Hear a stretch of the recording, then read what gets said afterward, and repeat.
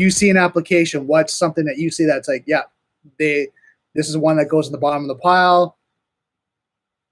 Oh, that's a really good question. So AppSec, what are the big failings that are going to get to me?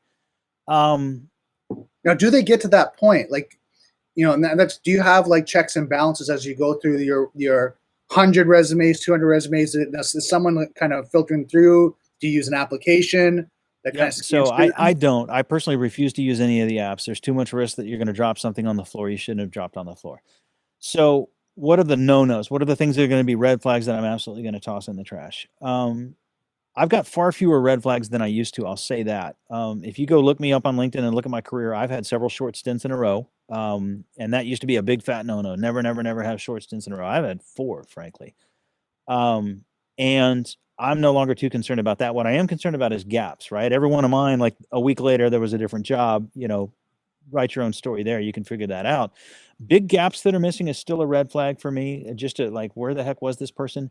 And that gap could be explained by anything. I mean, I've seen resumes where it's like, took 6 months off to take care of my sick mom. Okay, that makes perfect sense. But just simply having that 6-month void leaves one wondering what the negative story might be.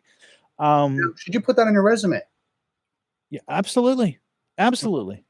If you've got a 6-month that you've done something meaningful and real in the world, and I would argue taking care of 6 family members counts as something meaningful and real in the world, absolutely put that on the resume. What were you doing? I was going to school those 6 months, and I was, whatever it might be.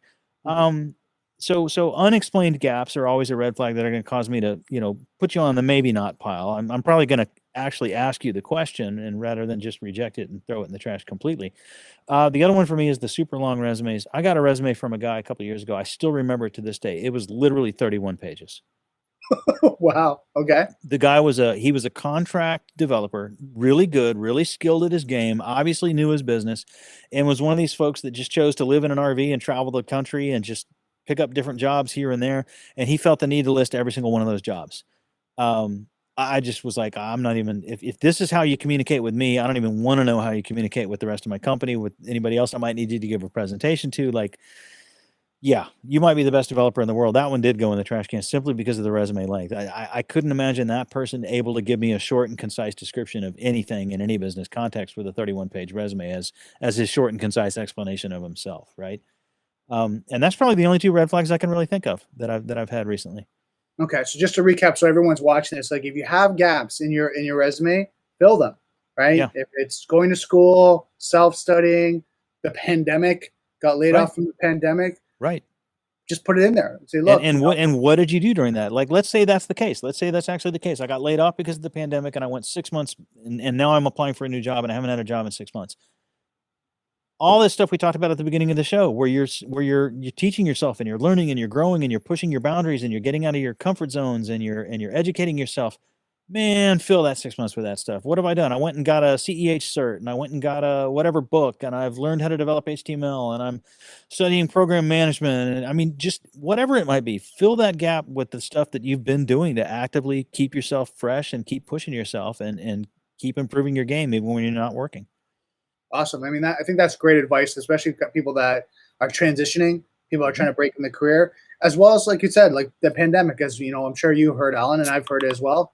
There's some people that just have been laid off, companies downsizing, and it's just the after effect of the pandemic. So, as you're going through your transition period, take a little bit of break, get emotional grounding. Sometimes it's frustrating, you have to figure it out.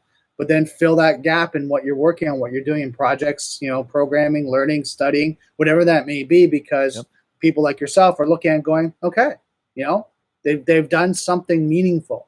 It is amazing how much free stuff is out there that you can focus on, ingest, and get better at what you do in the cyber game. And it's all completely free. There's tons of resources out there. There's name brand schools that have given away their curriculum for free. Right. There's organizations who house videos on, like if you want to do CISSP prep, for example, there's a place you can go to that has probably 5 different people presenting their video series on how to pass CISSP, and it's basically boot camps in a box, completely free. All that stuff's out there. If you've ever got the downtime, don't waste it, right? Spend it on something meaningful, invest in yourself. Oh, exactly. No, totally agree.